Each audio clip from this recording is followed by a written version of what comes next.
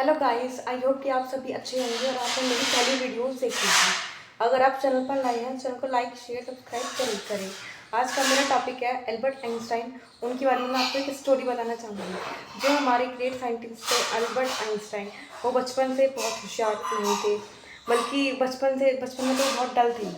ठीक है, लेकिन आगे जाकर उनका माइंड इतना डेवलप हुआ और वो एक ग्रेट साइंटिस्ट बने। उन्होंने फिजिक्स में इतना इन्वेंशन करा। उन्होंने फोटो इलेक्ट्रिक इफेक्ट का इन्वेंशन करा। इक्वल एम सी स्क्वायर का इक्वेशन बताई उन्होंने कि जो लाइट होती है वो कुछ फोटोन्स पैकेट के फॉर्म में होती है, जिनको हम फोटोन्स कहते हैं। क्वांटम मैकेनिक्स में उन्होंने बताया था कि जो लाइट है उसका नेचर कैसा होता है, वेव नेचर होता है या पार्टिकल नेचर होता है। ठीक है, तो आज मैं उनके बारे में आपको कुछ बताना चाहूँगी। जो हमारे एल्बर्ट आइंस्टाइन थे, वो बचपन से ही बिल्कुल अच्छे नहीं थे। जब उनका जन्म हुआ था, उसके जन्म के 2-3 साल तक तो वो बोले भी नहीं थे। उनके मुंह से कुछ भी शब्द नहीं निकला था। उनके मुंह से पहला शब्द निकला था, the soup is very hot. जबकि किसी नॉर्मल बच्चे का जब जन्म होता है तो उसके मुंह से माँ पापा ऐसा कुछ निकलता है, लेकिन उनके मुंह से 2 से 3 साल तक तो वो कुछ बोले ही नहीं थे। और जब उन्होंने पहली बार बोला तो उनके मुंह से ये वर्ड निकला था। ठीक है, तो उसका मतलब ये वो एक नॉर्मल बच्चे तो बिल्कुल भी नहीं थे।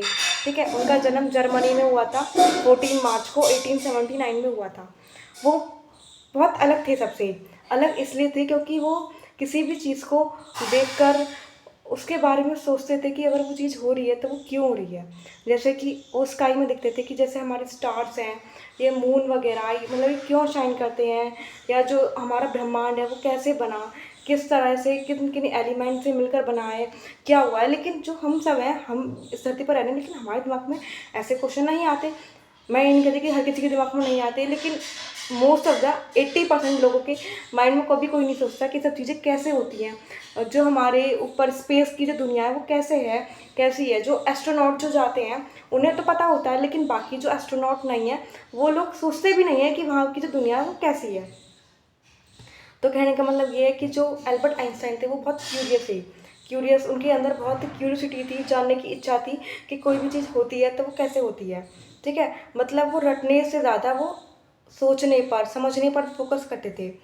अब जब वो स्कूल जाते थे तो उन्हें स्कूल की पढ़ाई बिल्कुल अच्छी नहीं लगती थी। क्यों? क्योंकि स्कूल में रटना सिखाया जाता था। जैसे कि आपने 11th में पढ़ा होगा एक चैप्टर एल्बर्ट आइंस्टाइन का ही, तो उसमें उनकी जो टीचर है वो उनसे पूछ रही हैं कि कोई बैटल है या कोई युद्ध हुआ है, वो किस सन में हुआ था, किस ईयर में हुआ था। उनसे उन्होंने क्वेश्चन करा आइंस्टाइन से।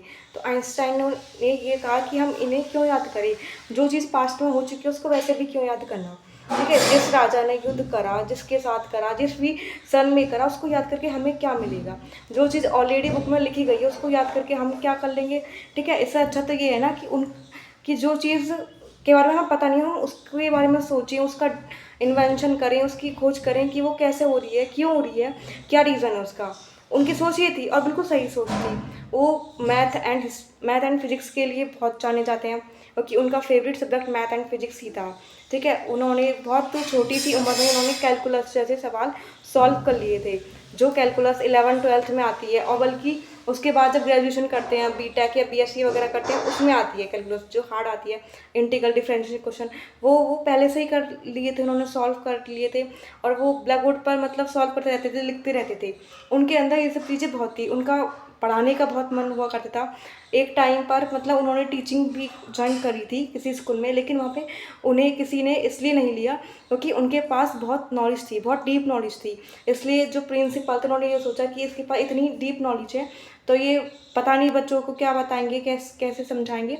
इसलिए उन्हें रखा नहीं गया टीचिंग के लिए। लेकिन वो बहुत मतलब टीचिंग करना चाहते थे, वो उनका मन था टीचिंग करने का। लेकिन उनके पास बहुत डीप नॉलेज थी, वो हर चीज़ को बहुत गहराई में जाकर पढ़ते थे, मतलब बहुत अंदर जाकर उसे घुस कर पढ़ते थे कि मतलब कोई भी चीज़ हो रही है तो वो कैसे हो रही है, क्यों हो रही है। लेकिन हम ऐसा नहीं पढ़ते हैं, आज के मोस्ट ऑफ द लोग ऐसा नहीं पढ़ते हैं। वो क्या कर देंगे, जो स्कूल में टीचर ने वर्क करा दिया वो लिख लिया, नोटबुक में राइट लिख लिया एंड उसे याद कर लिया, इतना ही में ही वो काम खत्म कर देते हैं। कोई क्वेश्चन नहीं करता, कोई सोचता भी नहीं कि ये सब चीज़ें हो रही हैं तो क्यों हो रही है, कुछ रीज़न तो होगा। जैसे तुम्हारे स्टार हैं जो चमकते हैं, ठीक है, स्काई में शाइन करते हैं, ट्विंकलिंग करते हैं, तो वो क्यों करते हैं। जो तुम्हारे फ्लावर्स हैं वो खिलते हैं, तो वो क्यों खिलते हैं, क्या कभी किसी ने सोचा? कोई नहीं सोचता। ठीक है, लेकिन वो जो एल्बर्ट आइंस्टाइन थे वो बहुत अलग थे। उनका यही कहना था कि हम किसी भी चीज़ को पढ़ रहे हैं तो हमें ये देखकर नहीं पढ़ना चाहिए कि मतलब उसको उसे समझ के पढ़ना चाहिए। कोई भी सेंटेंस है, कोई भी बात है, तो उसको समझनी चाहिए कि वो बात क्या कही गई है, वो क्या समझाना चाह रहा है, जो राइटर है वो हमें क्या बताना चाह रहा है, किसके बारे में वो लिंक करी गई है बात, ठीक है। तो उनका कहना यही था, और बिल्कुल सही बात है, रट के जो हम पढ़ाई रट के कर रहे हैं उससे हमें क्या ही मिल रहा है, कुछ भी नहीं मिल रहा, ठीक है। आज हम रट रहे हैं, 2 दिन तक याद रखेंगे, तीसरे दिन तब भी भूल जाएंगे। लेकिन अगर हम कोई चीज़ समझ कर याद करेंगे तो हमें वो लॉन्ग टाइम तक याद रहेगा, वो हमारी लॉन्ग टर्म मेमोरी में सेट भी हो जाएगा, ठीक है। तो जो हमारे आइंस्टाइन थे, उनसे हमें यही सब सीखने को मिलता है कि ज़रूरी नहीं है कि अगर कोई बच्चा बचपन से अच्छा नहीं है पढ़ने में तो वो आगे अच्छा नहीं हो सकता। वो तो हमारे ऊपर डिपेंड करता है कि हम कोशिश करते हैं या नहीं पढ़ने की, ठीक है। एक बार एल्बर्ट आइंस्टाइन से उनके टीचर ने कहा कि तुम्हें निरंतर अभ्यास करना है। उन्होंने पूछा कि पढ़ाई में अच्छे बनने के लिए हमें क्या करना चाहिए, तो उनके टीचर ने कहा कि आपको निरंतर प्रयास करना है, मतलब कंटिन्यू कोशिश करनी है, ट्राई करना है और पढ़ाई करनी है, ठीक है। तो उन्होंने उनकी बात को बिल्कुल सटीक अपने माइंड में बैठा लिया और कंटिन्यू प्रयास करते रहे, ठीक है, पढ़ाई करते रहे, और उन्होंने इतनी खोज करी, उन्हें नोबेल प्राइज़ भी मिला है। उन्होंने फिजिक्स में फोटो इलेक्ट्रिक इफेक्ट बताया था, E=mc² के बारे में बताया था। ई यानी कि एनर्जी, mc मास और सी स्पीड ऑफ लाइट, ठीक है, एयर में जो हमारी होती है उसके बारे में उन्होंने बताया था कि जो हमारी लाइट है वो कुछ मतलब फोटोन्स जो पैकेट्स की फॉर्म में वो करती है, बिहेव करती है, सिर्फ जिनको हम फोटोन्स कहते हैं, क्वांटा कहते हैं।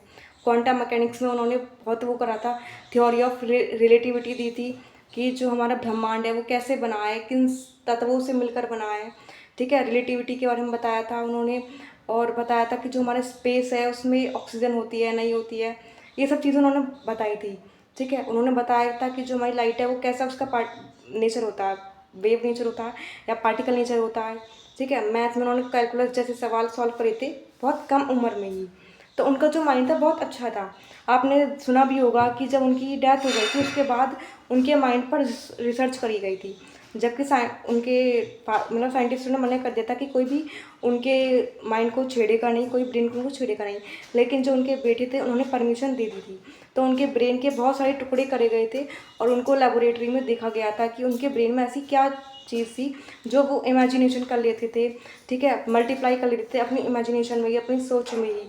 तो क्या पावर थी उनके पास, तो उनकी ब्रेन में एक पार्ट होता है जो उनके पास नहीं था, जिसकी वजह से उनका जो ब्रेन का साइज़ है वो बड़ा था कंपेयर टू नॉर्मल चाइल्ड, ठीक है। इतना नॉर्मल बच्चों का नहीं था जितना उनका बड़ा साइज़ था उनके सिर का, ठीक है, क्योंकि उनके ब्रेन में एक चीज़ नहीं थी उसकी वजह से।